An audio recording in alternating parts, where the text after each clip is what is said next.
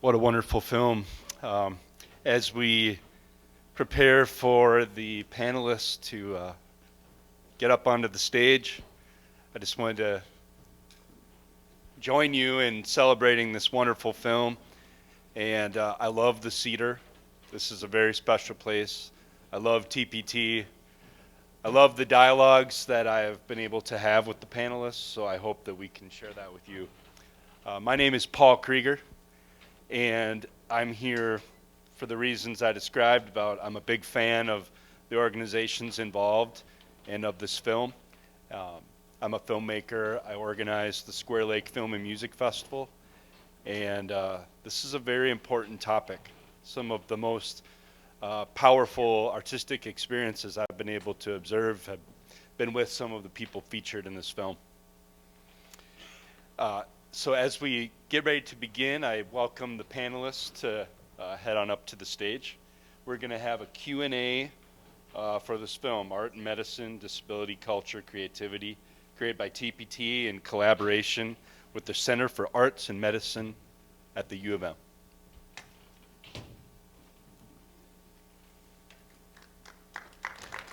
Oh, can open it up right here. I think as you may have seen online, you may have seen some information about our panelists also during the introduction. But as they make their way to the stage, I'll provide a little bit more information. We have Kevin Kling, writer, activist, storyteller.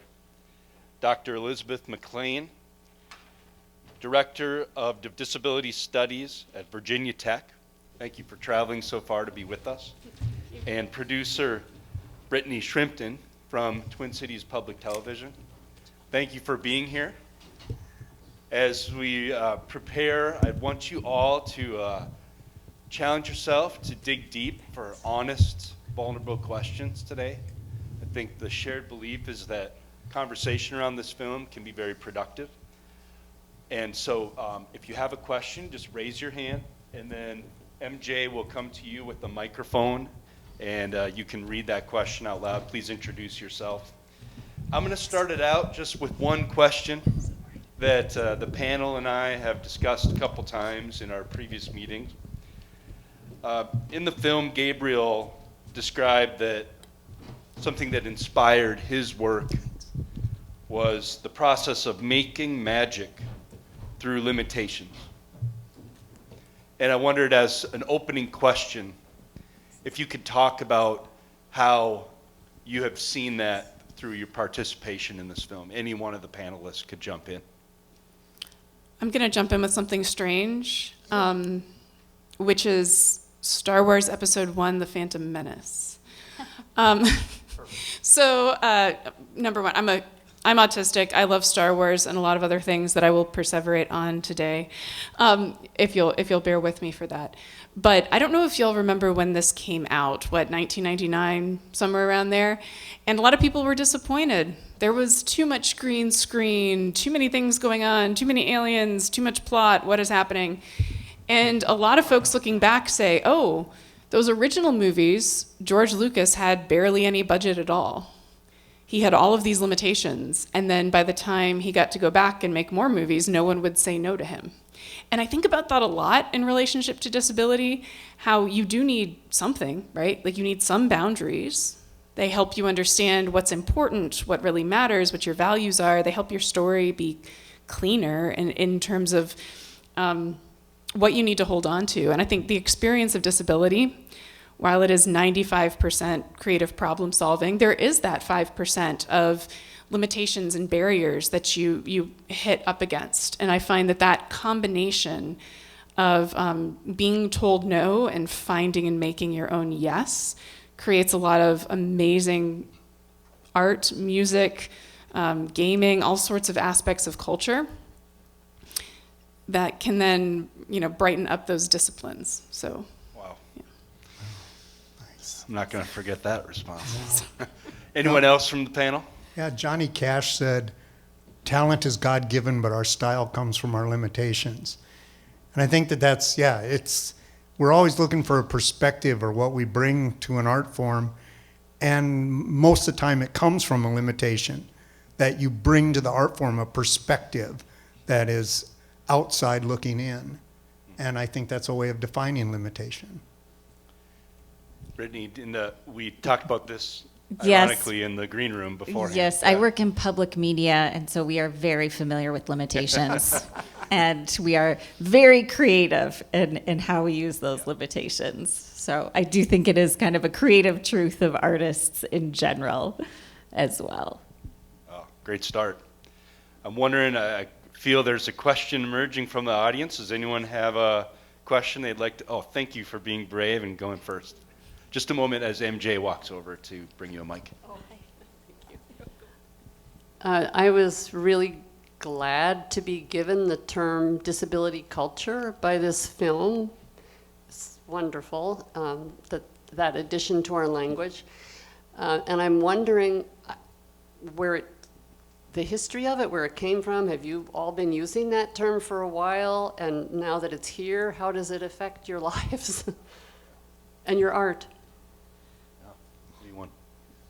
I teach a class called Disability Culture in the Arts, and I made the class, and I don't know. So it was you. That's the short answer. No, not at all. I mean, it's terminology that has appeared in the community a lot. I'm hesitant to name a beginning because we'll often look at people who frankly are white disabled people. And the more that I've learned about the disability justice movement, the more suspicious I am that those were the true origins, if that makes sense. Like sometimes it's just, oh, here's people who were credited with it. I mean, we can look back to folks like Neil Marcus saying that disability is an art, it's an ingenious way to live. You could go farther back. It's hard to find a beginning, right? Just as it's hard to define because any culture is going to be made up of a huge variety of people. But the way that we use it in the 21st century is often a combination of the creative production from the community, so things like art, music, literature, but also the values in that community. So things like interdependence. And so much of the 21st century understanding of disability culture comes out of the disability justice movement, which emerged from Black, Indigenous, people of color, who also were often LGBTQ+, like queer, trans, genderqueer, folks working out in the Bay Area. And they were artists, people that were engaged especially in performance art. And a lot of the theorizing around disability justice comes out of that movement, and I think that's really helped us redefine what disability culture is. In some sense, it's just an affirmation that we are a community and we are a people, and that our way of doing things isn't wrong, that there's a lot of different ways to do things. So what that culture is changes. I love in the film the moment where it's like, well, we have a culture of 3 right now, right? But naming the thing allows us to continue to evolve it, and hopefully in ways that are far more inclusive of a variety of disabled experiences, especially people who have intellectual disabilities who have been left behind, especially people of color or others who felt very marginalized by the way the disability rights movement unfolded. So yeah, I mean, maybe my short answer I should have stuck with, which is I don't know. Despite allegedly doing this for a living. But I love that, and I love seeing the new ways that it unfolds every day. Great question. Any other perspective on that question? Yeah, I love that question because I'm new to it as well. And I think another word for culture might be recognition, where you recognize each other, because I always thought of disability as a subset of other cultures, that we were contributing to other cultures through disability. And then I would go to Interact Theater, a group of folks with disabilities, and my blood pressure would drop and I would feel at home, even though I was differently abled than everyone in there. But we had a connection, a recognition of each other, and which to me felt like the culture. And through that lens, that's where the culture can flower and where we can add our contribution through that culture. Great. Thank you for a wonderful question. I wonder if there's another from the audience. Any others? Bet there are more out there. I'm gonna, oh, over here? Yes. Got a couple prepared also, we'll dive into after this audience question. Thank you.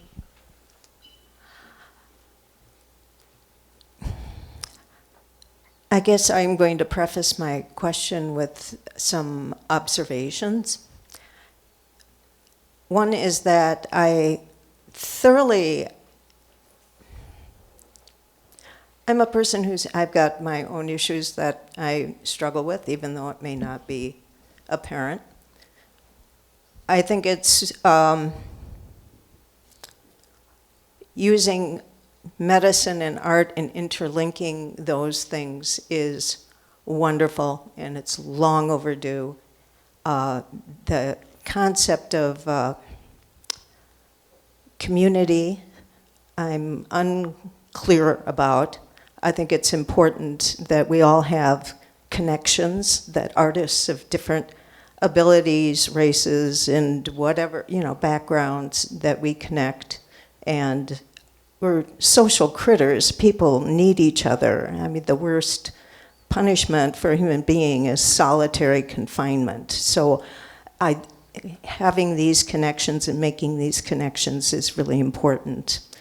My concern, I have no objection or problem with the flourishing of all of this, but the context that we're meeting in is where all of these things are under attack. PBS is under attack. The funding for medicine is under attack. Science is under attack, let alone funding for medicine. Different parts of the world, physicians are targeted and are under attack. There's in the arts or storytelling, that's being censored and is under attack. So this is my concern, although I think it's great and important that we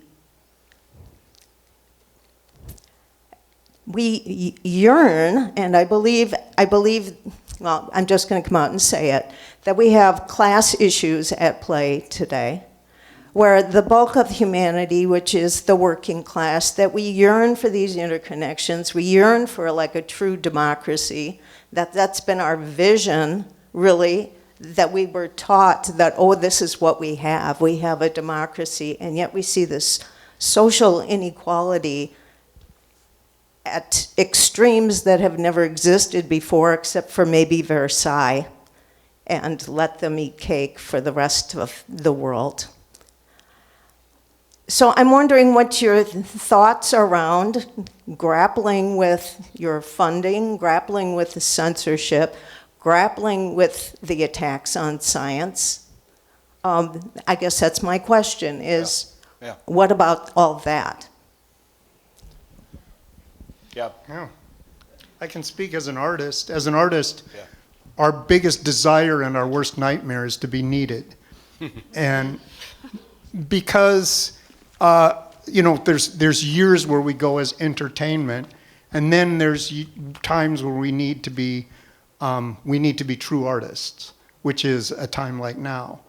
And I happened to be in Czechoslovakia during the mid-'80s, when the communists were the power, and the artists were the ones that were the driving force underground, and they were needed, and they were actually the lifeblood of the place that kept it going.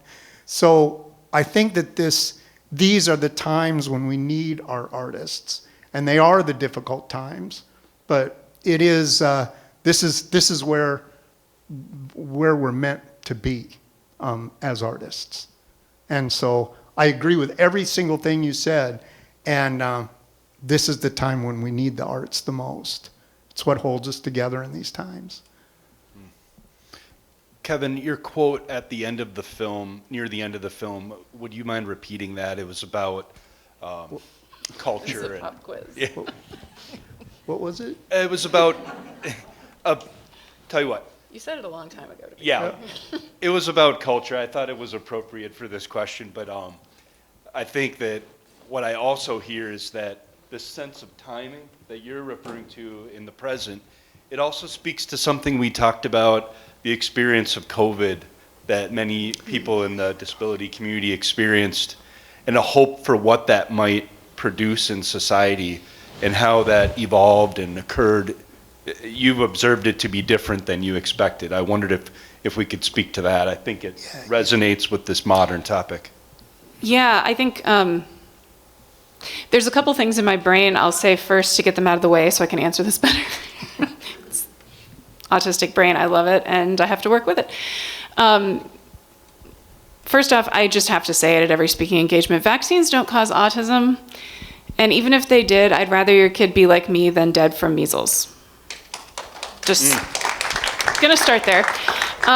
Speaking of things that are politicized and being threatened, but they can't take our stories. They think they can sometimes. They make us afraid to tell them. They make us think that we have to keep them to ourselves, but they can't take these. And I think that speaks to this idea of the artist being what we need right now.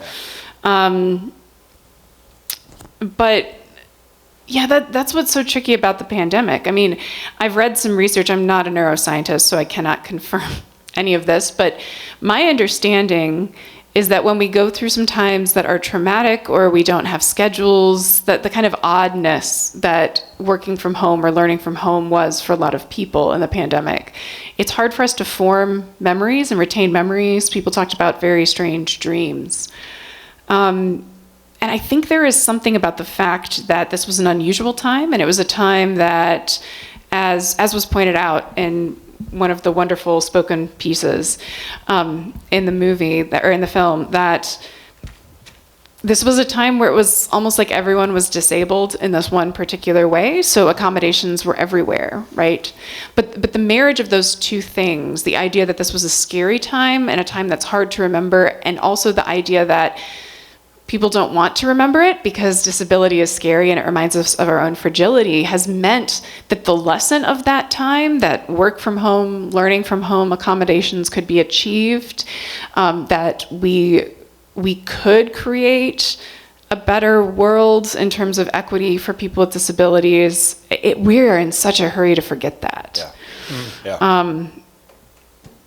I did a speaking engagement in the early days of the pandemic for Guardian, the life insurance, but their disability insurance specifically, I think, is why they welcomed several of us. And it was about disability wisdom, what the disability community could teach people in industry about work from home, about, being flexible and creative in these times. And it was very successful, got the company a lot of attention, and they invited us back later.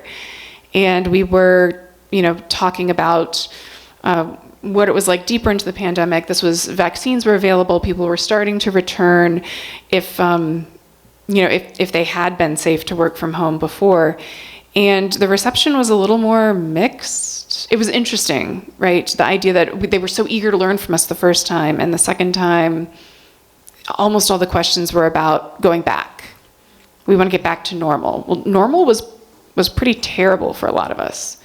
And I think it's worth mentioning that even as I'm framing this is a very much middle and upper class way of understanding this time. Because as you mentioned, like, the class consciousness here kind of got lost.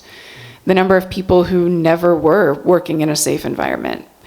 Even when they should have had that option, they weren't. I remember dealing with a university and getting questions from a university where for some reason they were forcing accountants and HR to take turns working from the office for no reason. It seemed like it was just about controlling people's bodies and justifying paying rent. But then we see these astronomical rates of death and disability among people of color, among people who are in lower classes, that were not being taken seriously by healthcare providers, didn't have access to healthcare, and or could not do their jobs safely because of the decisions people higher up who were in their homes and their yachts making calls. So yeah, these things around disability, around pandemics, and the historicity of it. When you look at when we had, flu pandemics, how this leads to conflict, how this leads to fascism. These are lessons we have to remember, even though they're hard. And I think artists are the ones that help us remember and help us understand how to get through those times. Any other comments from the panel on that? The idea of the rear view mirror view of COVID and its impact on the disability community. I think you nailed it. Okay. Yeah. There's one more thing I'll say to go back to the Crip Camp screening that happened here a while back, which now that I'm saying that, I'm not sure it was open to the public. So if you would like another Crip Camp screening, let the Cedar know. That's a good one. But Crip Camp came out during the pandemic, and this wasn't planned. It was one of the first films that came out of the Obama's production company after their presidency ended. I love that I'm treating Michelle like she was also the president. It felt like it.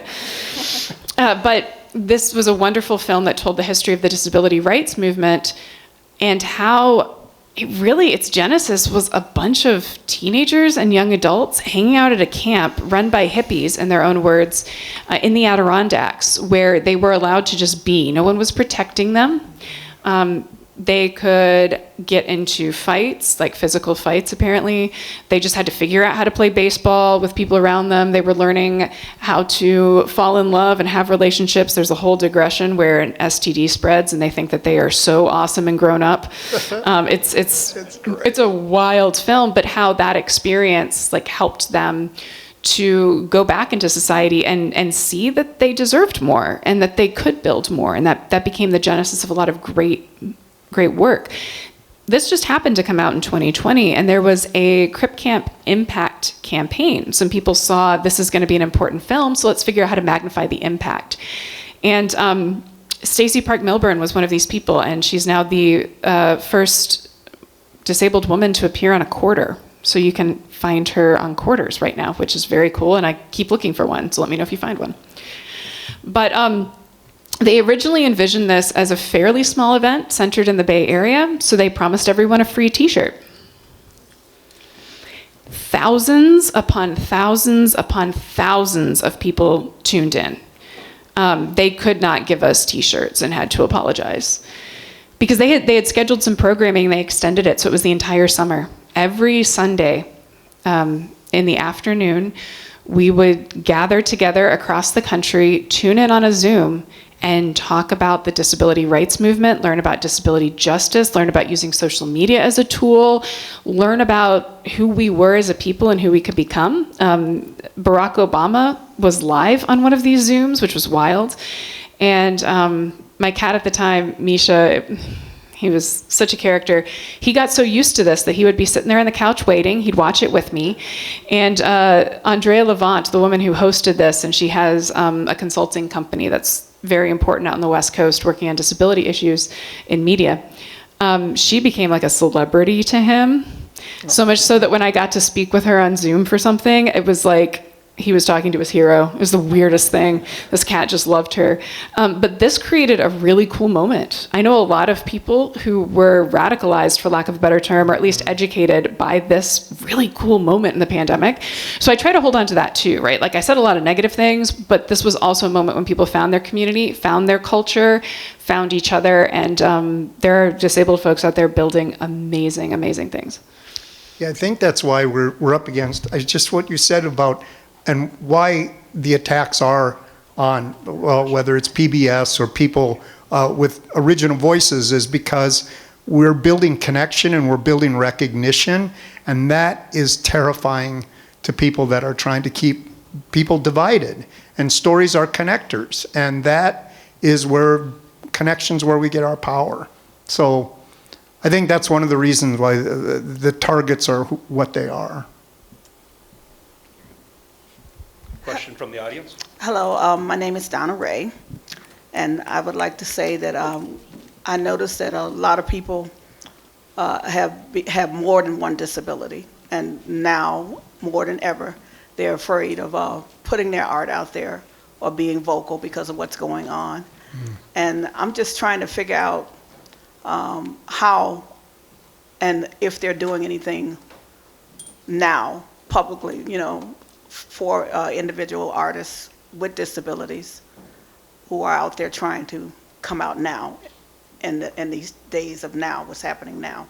Because I think October is Disability Month. And I just want to know, because I'm an artist, and what I do is I believe in still being active And I just want to know what's happening nationwide, not just here in Minnesota. What are they doing now? Okay. So much of the cool stuff that's happening nationwide has come out of Minnesota. Galen Lee. I love Galen as a human, as an artist. Galen helped found an organization called RAMPed, Recording Artists and Music Professionals with Disabilities.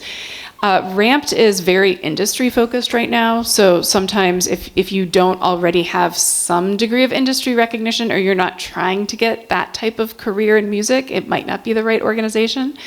But there's a variety of others that are forming. One of my favorite ways to find out is to look at art exhibits that open and just who's talking to whom else. There's a great one at UVA I'm dying to go see that Molly Joyce curated, who's another musician who also works with Galen Lee, and a composer, and did the music for Patrice, the film that was on Hulu that just won a lot of awards. Those are like some of the places I start, which I know sounds funny. I'm like, oh, talk to Galen, because Galen knows everyone. But Galen does seem to know everyone and brings a very Minnesota spirit to the work. I also know that Wawa, so his name's Warren Snipe, he performs as Wawa, and he's really the father of deaf hip hop. He created a festival this summer called Wawability that had a lot of different people working together in DC, and I think having it located there was very, very important. So yeah, there's a lot of movements like that. I may love to talk to you more if you would like to. Definitely pass on my email address, because I'm just announced a special issue of it's a online journal called Groundworks. So it's very multimedia focused, it's open access, and we're doing a special issue called Cripping Creativity and Play. So it's artist-led explorations of disabled art making. So we're trying to pair disabled artists with scholars who will follow the disabled artist lead if they need support in getting their work out there. So there's a lot of interesting venues happening. It's not as huge and organized yet as I would like, but I think really the minute you get a couple of disabled people working together, they can shake things up. So maybe that's not one nice, clean answer, but there are a few things happening that might give you something to build on. I don't know arts outside of music quite as well, unfortunately, but there's at least that. Yeah, there can be this value of this night to connect people with this conversation through the film. It's the power of cinema. Networking can continue afterward as well. I think we're reaching the point where we probably have time for a question or two. I see a hand up right there. If you have MJ, if you want to bring the microphone there, a quick question for our panelists. Hi, I'm Jan. I use she, her pronouns. Question about the medical professions. How have your experiences with healthcare providers changed over time, and do you think that healthcare providers are being better trained today than they were in the past? My experience is yes, just because I go back 68 years, and I was telling these guys it was a lot different back when we didn't know the nutritional value of lead paint. Yeah. It just is. There's just, the first time I went to Shriners Hospital when I was 3, it was every nightmare you can think of. And they were trying to do the best they knew how to do. And then I went back to Shriners 15 years later, and it was a completely different story. It was as if we were being listened to, we were being, it was really different. So my experience, and going through the different phases of disability that I've seen through the different, ADA and the different acts, but going from being shoved into a corner or institutionalized to even, words that were okay, like acceptance, tolerated, and then finally we were starting to hit the point of embraced, because our words had value all of a sudden, and even in COVID and even different times. So I've seen what I consider a positive move, but there's also a lot more to go. But I've just been heartened by And then being on this, with these guys on this show, oh my gosh, you didn't see the friction. There was like, it was beautiful friction trying to figure out how to do this. It was just wonderful to see the arguments and the talk. It just, the behind the scenes was beautiful, and it was not smooth. And it was just, oh God, my heart was just singing at the discussions we were having, and that it was difficult, because it is. And, but that's what's important about it. I just loved it. Yeah, because there were some tough cookies up there, in case you couldn't tell. There people were, it was great. Kevin, this is a perfect segue to that dialogue about the production of the film, because we could talk about this, but TPT put this into motion, the process of creating this film to foster this dialogue. So I want to go back during the early production stage, Brittany, if you could talk a little bit about the producer role and the conversations that helped to make the project so strong. Yeah, so I work at Twin Cities PBS, and in partnership with the Center for the Art of Medicine at the University of Minnesota Medical School, we have made 4 different films together, all with really large topics, and I am a subject matter expert in none of them. And so part of my role is, how do we get all the right people, in heavy quotes, because you can never have enough people, and you can always have too many, in the room together to try to talk about this. And so, as Kevin was mentioning, once you start, even just the words medicine and disability, right there, we had this beautiful friction, as Kevin was talking about, from the perspectives of how medicine has changed and how it can evolve even further. And I think that was to the credit of Dr. Hallberg and many of the physicians and clinicians working with us, of how do we listen to each other, how do we hear each other, and then one of my great tasks, how do I capture some of these stories that are coming from this as well. Yeah. Yes, and I've heard all the panelists refer to that time as being inspiring. They were listened to. Just dig into that a little bit further, because you've also expressed that sometimes if a person puts up any resistance, they just get ejected from the conversation, but not in this case. It reached deeper depths, and I would assume will have more value as a film because of that. If you could just explore that with us. Yeah, something fun came out in our discussions before this. I didn't realize they didn't know. At one point, Galen asked me if I'd be interested in being involved, and my answer was hell no, which is really funny in hindsight, because this is so wonderful. And my initial gut reaction was because too often we are treated just like patients, and I didn't want our art to be treated like, oh, good job, patient, which is not what was happening at all. But because of a series of past experiences, that's what my brain jumped to unfairly. There's a lot here. A lot of us do have a great deal of medical trauma. I find I get treated very differently based on what disabilities my clinician knows I have, and different clinicians from time to time. I do hope that it is getting better.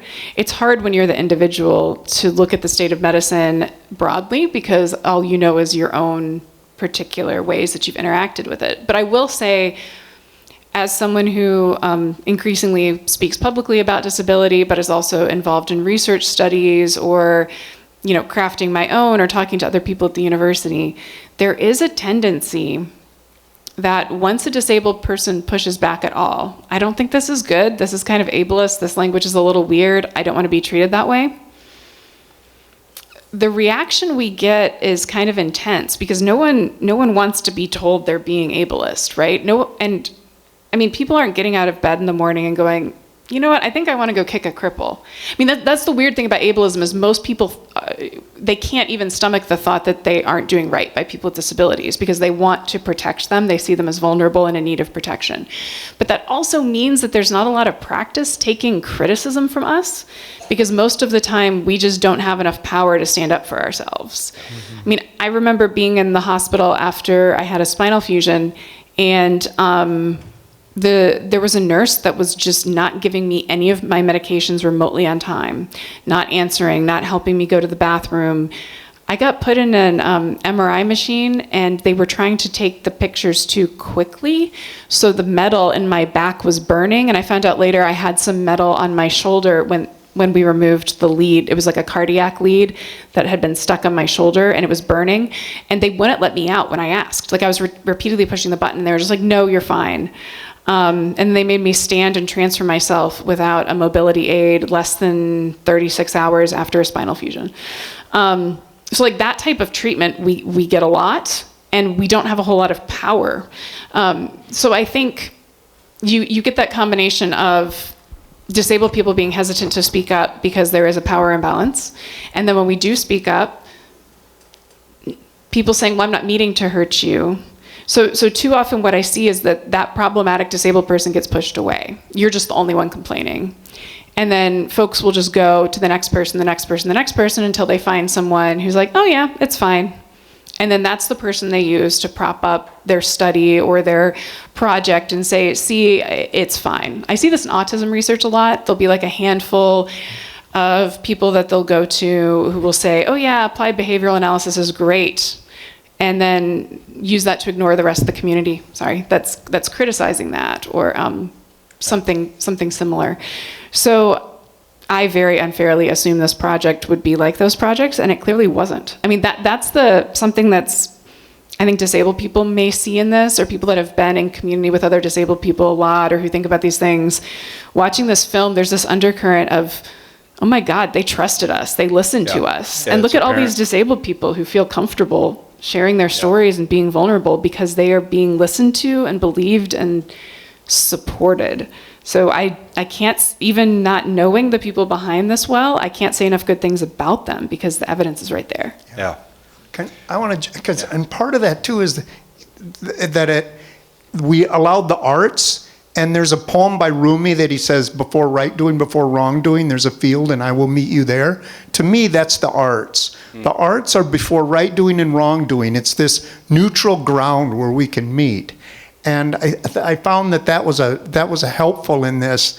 And yeah, like you're saying, the support we all had to be able to tell our story and not worry. It was just really a very unique experience in my life. Which gets us back to those thoughts that you shared earlier about, the world is on fire, we're all being attacked in all these dimensions, right? It's when we look at each other and hold each other accountable for just humanizing others. I mean, I think about how many times what we're hearing in federal politics is just dehumanizing. It's just admitting, yeah, I'm calling a person a dog. What are you going to do about it?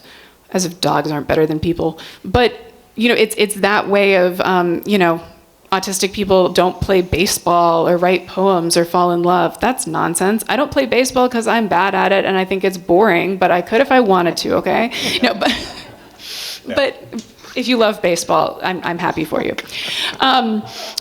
But that's the thing, right? Every time that we pass along a story, we listen and let someone tell a story. Every time we affirm each other's humanity, and even in quiet conversations, refuse to let dehumanizing language slide. Like, that's how we build community, that's how we move together, and that's how we win this.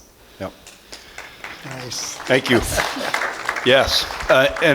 Well, Rumi, wherever you are, we met in the field tonight for this conversation. MJ's going to say a few words from the Cedar, but I just want to personally thank the panel for how you've explored this topic. I want to thank everyone in the audience who had a question. I saw some hands go up that we couldn't get to. The dialogue can continue. I believe our panelists would probably be happy to chat after we wrap up, but it's really important work what the Cedar's doing right now. This is really important. That's an alarm on my phone, so I remember to be here. MJ, would you want to just say a few words about where these dialogues are going in the future, and a little bit more to wrap up to know? Yeah, I want to thank you, Paul, and Brittany, and Kevin, and Elizabeth, Regina, and Cassie, and everyone here tonight. It's a pleasure that we can all be together and talk about very important things, and this means a lot, this dialogue. We hope to have more of these conversations here at the Cedar, and if you want to check out thecedar.org, we'll have more of that information listed there. And formally, I want to thank the Twin Cities PBS film production team, the Center for the Art of Medicine at the University of Minnesota Medical School, under the creative director, Dr. John Hallberg, the advisory team of all the artists, members, and medical community and collaborators who made this film possible, and general operating support from the Minnesota State Arts Board and McKnight Foundation. Thank you for such an awesome evening, and thank you. Thanks for coming. Yeah. Thanks for coming.